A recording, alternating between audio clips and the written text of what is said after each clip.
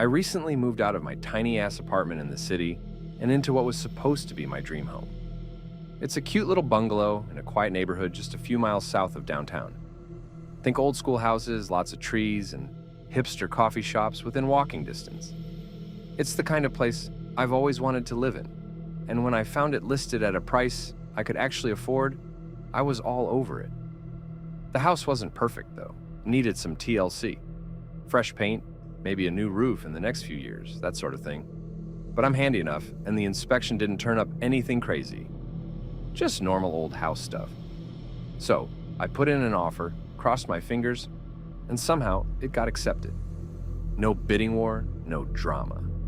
Seemed too good to be true, but I didn't question it. I was stoked. I moved in mid-July, right in the middle of that insane Texas heat wave. Packing and unpacking sucked, but I was just happy to finally be in the place. The first night, I didn't have much set up, just my bed, some boxes, and a camp chair. I was too tired to care, so I just slept. That's when I noticed the first weird thing. It was around, I think, 1 or 2 a.m. when I woke up, which isn't super unusual for me. But what was weird was that I heard this tapping noise. It wasn't loud, more like a light, consistent knock, coming from the wall near the head of my bed. I thought it was just the house settling or something, so I ignored it and went back to sleep. The next morning, I forgot all about it until that night when the tapping came back. Same time, same spot, same sound. I got up and knocked back on the wall, like an idiot. But the noise stopped. I shrugged it off, thinking maybe it was just pipes or something. But the same thing happened the next night and the night after that. Always at that time. Always the same tapping. It was like the house had a timer set or something. After a week of this, I finally decided to investigate. I checked the wall for any loose pipes, cracks, or even animals that might have gotten inside. Nothing. I even got one of those thermal cameras you can hook up to your phone to see if there were any drafts or hotspots. Again, nothing. The wall was solid. So, I did what any reasonable person would do. I Googled it. Found a bunch of articles about old houses making noises, but none of them really described what I was dealing with.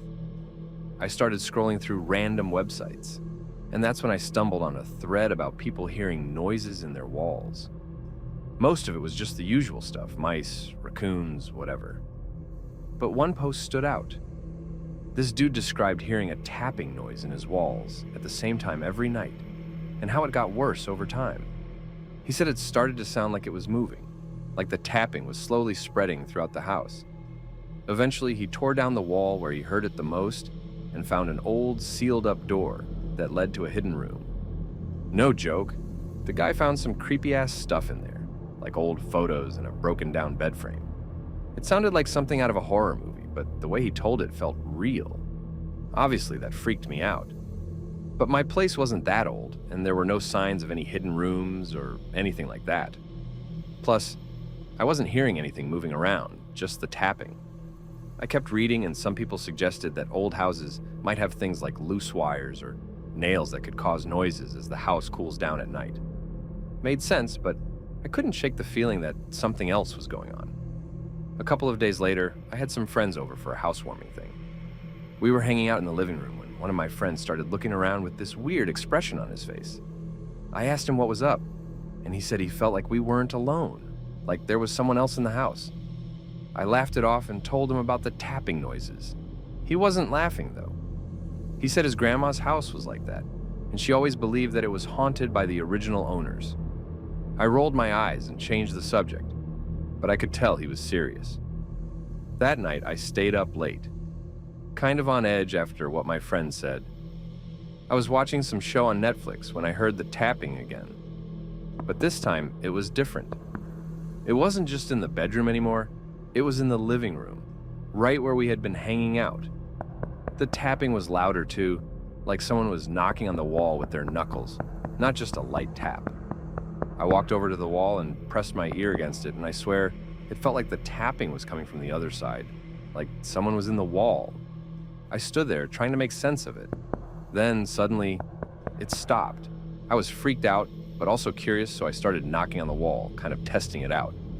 I knocked, waited, nothing. Then, just as I was about to give up, I heard a single soft knock in response. I backed away, trying to convince myself I imagined it. But I knew what I heard. The next morning, I was ready to call a contractor to rip open the walls and figure out what the hell was going on. But before I did that, I decided to do one more search online. This time I went deeper, looking into the history of the neighborhood, the house, anything that might explain it. And guess what? The land my house was built on used to be part of a much larger property that had a pretty dark history. Back in the early 1900s, there was a small private hospital on the site, one of those old school places where people with contagious diseases were quarantined. The hospital burned down in the 1920s, and a lot of people died in the fire. The whole area was cleared and rebuilt, and by the time my house was constructed, nobody really talked about what had been there before. I didn't want to believe it had anything to do with my house, but the timing of the noises and the history were starting to get to me. That night, I barely slept, just lying in bed, waiting for the tapping to start. And right on cue, at 2 a.m., there it was, louder than ever. I couldn't take it anymore. The next day, I called a contractor and had them open up the wall in my bedroom. I was expecting to find something: wires, a pipe, even a hidden room like that guy I read. But there was nothing. Just insulation and studs, no sign of anything that could make the noise. The contractor was as confused as I was, but he just said, maybe old house quirks, and left. I tried to move on, telling myself it was all in my head. But the tapping continued every night, and it started to spread to other parts of the house. My friends stopped coming over, and even I started spending more time out than in. The house was starting to feel like a prison. I ended up selling the place less than a year after I bought it, taking a loss just to get out. The real estate agent asked why I was leaving so soon, and I lied, saying I got a job offer out of state. I didn't want to be the crazy guy talking about noises in the walls. The new owners didn't ask any questions, and I didn't offer any warnings. I just wanted to be done with it. Now, I'm back in an apartment, smaller and more expensive than my house was. But I sleep through the night. I still don't know what was making that noise, and maybe I never will. About a year ago, I bought my first house. Big step, right? It's in a small town, Mill Creek, Washington. Pretty quiet place, just far enough from Seattle to avoid the craziness, but close enough to not feel isolated. Perfect for me since I'm a bit of a homebody. The house itself is 2 stories, a nice backyard, and the neighborhood. Man, it seems straight out of a Hallmark movie. Every house was well kept, lawns mowed, and everyone seemed friendly, except for one dude. Across the street, there's this old guy. Let's call him Mr. Benson. And when I say old, I mean like mid-60s maybe. But he's fit, like he spends his weekends chopping wood or something. First time I met him, he was in his yard, staring at me while I was moving boxes in. Not even trying to hide it, just straight up staring. I waved, trying to be neighborly, but he just nodded and went back to raking his leaves. Weird, but whatever. For the first few weeks, everything was pretty okay. I settled in, got to know a couple of my neighbors, mostly other young couples, some older folks. But Mr. Benson, he never really talked to anyone. I'd see him in his yard, usually at weird times, like super early in the morning or late at night. Always doing something, trimming bushes, fixing his roof, whatever. But the guy never smiled, never made small talk, nothing. I started noticing more strange stuff about him after a couple of months. Like one night I was coming home from hanging out with friends in Seattle. It was probably around midnight, and as I'm pulling into my driveway, I see Mr. Benson in his backyard, digging.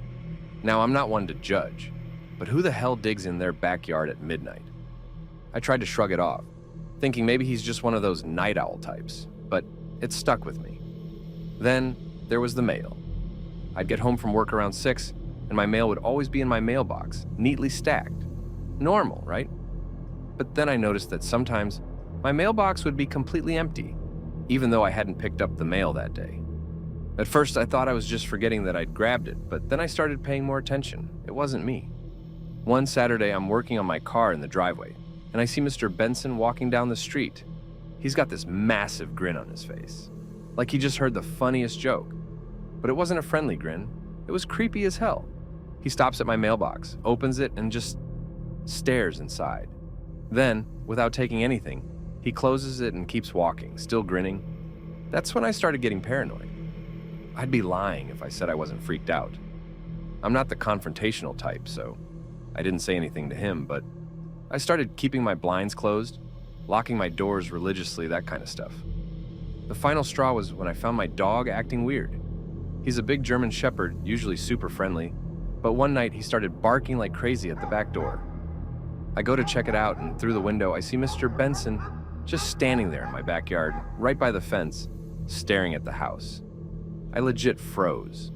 It was the middle of the night, and he's just standing there, like some kind of statue. I opened the door a crack and asked, "Mr. Benson, everything okay?" He didn't answer, just slowly turned around and walked back to his house. I stood there for a solid 5 minutes.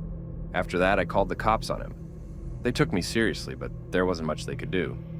He hadn't actually done anything illegal. They said they'd talk to him.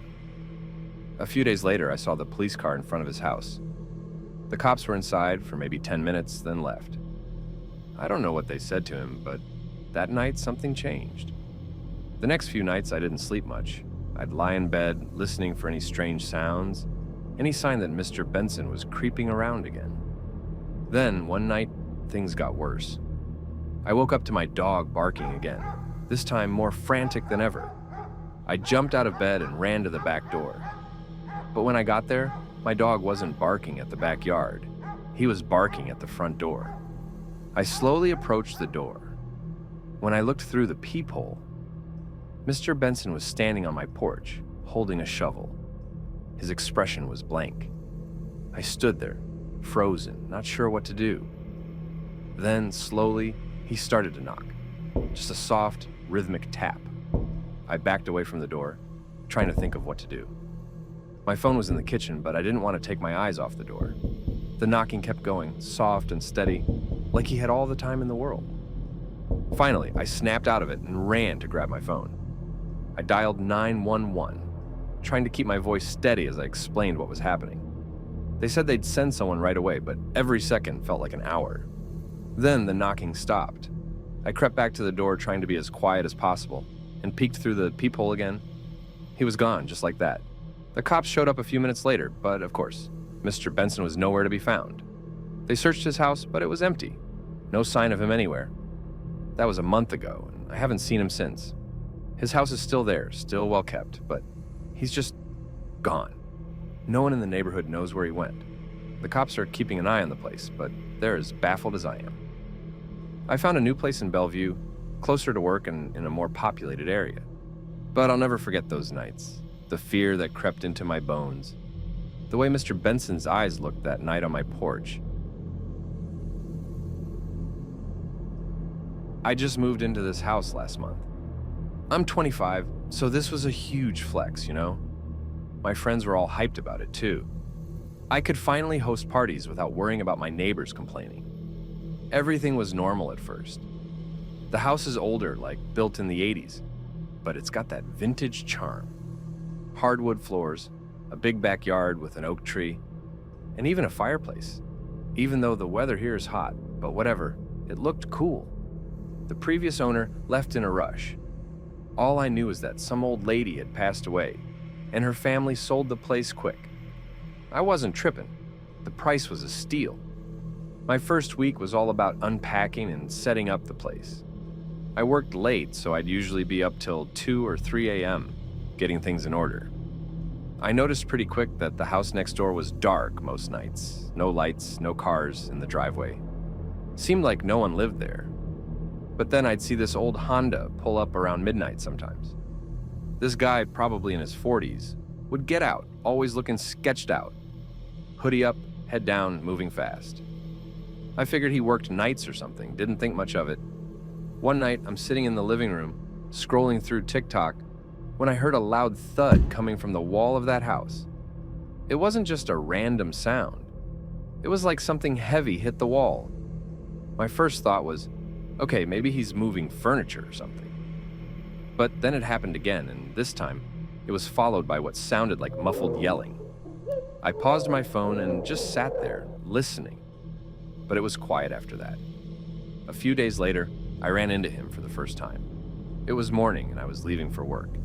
He was just getting out of his car, looking like he hadn't slept in days. His eyes were all sunken in, and he had this nervous energy about him.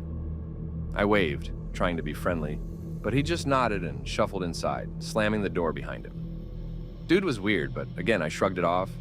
The noises got more frequent after that. Thuds, like something heavy was being dropped, and always late at night. I told my friends about it when they came over one weekend, and they all joked about how I was probably living next to a serial killer. But it wasn't funny, not really.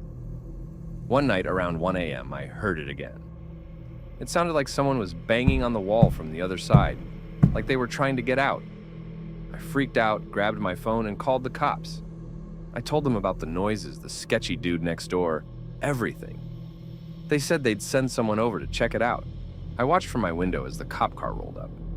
2 officers knocked on the door, but no one answered. They circled the house with flashlights, peeking into windows. But it looked like no one was home. After a while, they left, saying they couldn't do anything unless there was a clear sign of a crime.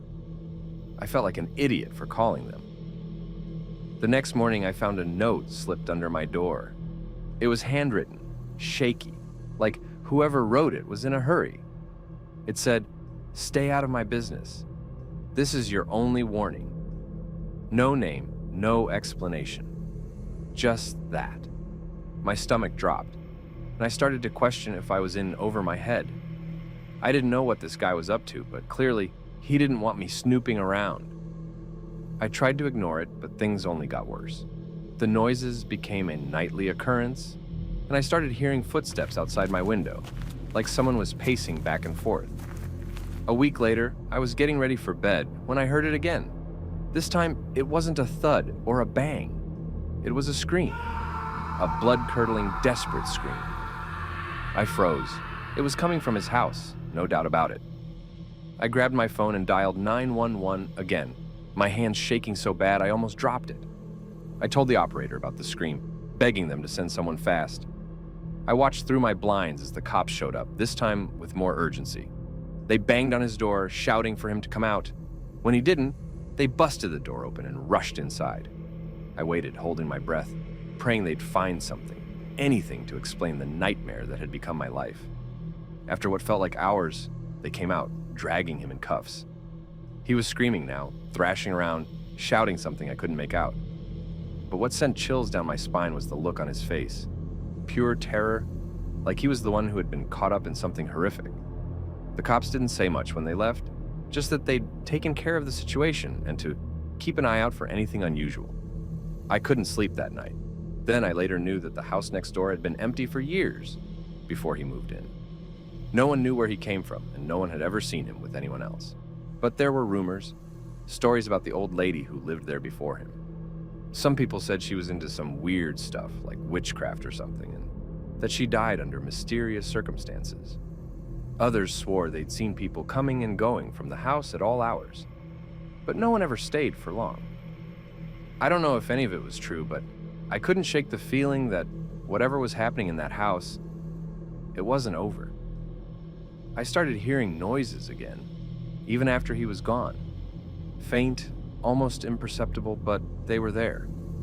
Sometimes late at night, I'd hear the sound of footsteps outside my window, just like before. I'm about to leave this place tomorrow and stay at my parents' place till I find a new place. Probably gonna sell it now. I moved into my new apartment a couple of months ago, and everything about it seemed fine at first. I just graduated and landed my first big girl job, and I was ready to start adulting for real. The apartment was in one of those newly renovated complexes. Not downtown, but close enough that I could get to the city center in like 10 minutes, tops. It had all the trendy stuff. Exposed brick, huge windows, high ceilings, stainless steel appliances, the works. And the rent was actually affordable for once. I signed the lease fast. At first, everything was fine. My neighbors seemed cool, mostly young professionals like me, and the area was super quiet, almost too quiet. But after the craziness of college and always being around people, I figured the peace and quiet was a good change. Plus, the Wi-Fi was solid, and which is basically all I really need to survive. But then, weird stuff started happening. It was small things at first. Stuff I brushed off because, moving into a new place is always a bit chaotic. I'd leave something in one spot and find it in another. But whatever, right? I was busy with work and settling in, so I just assumed I was being forgetful. Then, one night, maybe 2 weeks in, I woke up around 2:30 a.m. to this weird noise. It sounded like scratching, but it was faint, like someone was gently dragging their nails across the wall. My first thought was maybe it was a rat or something, because yay, city life. But it seemed to be coming from inside the apartment, not the walls or outside. I got up to check it out, but of course, as soon as I was fully awake, the noise stopped. I told myself it was just the building settling or whatever, and went back to sleep. But it happened again the next night, and the night after that, always around 2 or 3 a.m., always stopping when I got up to check. I was starting to get a little freaked out, but I kept telling myself it was nothing. Maybe the apartment was just, creaky or something. But the next weird thing was harder to ignore. One night, I got home from work late, totally wiped out. I tossed my keys on the kitchen counter, like I always do, and collapsed onto the couch. I was scrolling through TikTok, trying to unwind, when I heard a noise from the kitchen, like something fell. It was loud enough that I jumped. My first thought was someone had broken in. I grabbed the nearest weapon I could find, a broom, and crept into the kitchen. But there was no one there. The door was still locked, the windows were closed, and the keys were on the floor. They'd somehow fallen off the counter, even though I distinctly remembered putting them far enough back that they couldn't just slide off. At this point, I was spooked, but I still didn't want to admit something was off. I kept telling myself it was nothing. Maybe I had bumped the counter or something without realizing it. But the creepy stuff didn't stop. One morning I was in the shower, and when I got out, I noticed the mirror was fogged up except for one spot. A perfect circle, like someone had wiped it clean. I hadn't touched the mirror. And then there were the shadows. I'd catch glimpses of movement out of the corner of my eye. But when I'd turn to look, there'd be nothing there. I even started to feel like I was being watched, but again, whenever I'd look around, I was alone. The real tipping point, though, came about a month after I moved in. It was a Friday night, and I decided to have a relaxing evening at home with some wine and Netflix. I was about halfway through a horror movie, a big mistake I know, when I heard the scratching noise again. But this time, it was louder, almost like it was right outside my door. My heart started beating faster, but I was determined to figure out what was going on. I grabbed my phone and tiptoed to the door, pausing for a second to listen. The scratching continued steady and slow. I took a deep breath and flung the door open. Nothing. Just the empty hallway. But as I was standing there, my phone buzzed with a text. It was from my downstairs neighbor, who I'd only met a couple of times. The message said, "Hey, are you home? I think someone's in the building. I keep hearing footsteps upstairs and it's freaking me out." I replied that I was home and that I hadn't heard anything, but that was a lie. I didn't want to freak her out even more, but I could feel the hairs on the back of my neck standing up. I texted her back, "Let's meet in the hallway, just to be safe." We both stepped out into the hallway at the same time, and it was clear we were both on edge. She looked just as freaked out as I felt. She whispered, "Do you hear it too?" "That's scratching." I nodded, and we both stood there in silence listening. But, of course, now that we were both out there, it was dead quiet. We ended up sitting in my apartment for a while, trying to figure out what to do. We even called the building manager, who came by and checked everything out, but of course, he found nothing. He tried to brush it off as building noises, but neither of us was buying it. We started asking around the building, trying to figure out if anyone else had experienced anything weird. Most people said no, but there was this one older guy on the first floor who gave us this knowing look when we asked. He just told us that the building has a history, and that was it. We tried to ask more, but he wouldn't tell us. And he also told us that a lot of people who lived there had reported strange occurrences over the years.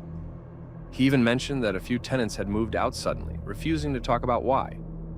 That was it for me. I started looking for a new place immediately. I didn't care about breaking my lease or losing my deposit. I just wanted out. My neighbor was the same. We both managed to find new apartments within a week, and I've never looked back. But here's the thing. I've Googled the building 100 times since I left, trying to find any mention of it being a hospital or anything remotely creepy, and there's nothing. No history, no old records, just nothing. I still don't know what was going on in that apartment, and honestly, I don't want to. All I know is that it was real enough to scare me out of a lease, and that's all the proof I need.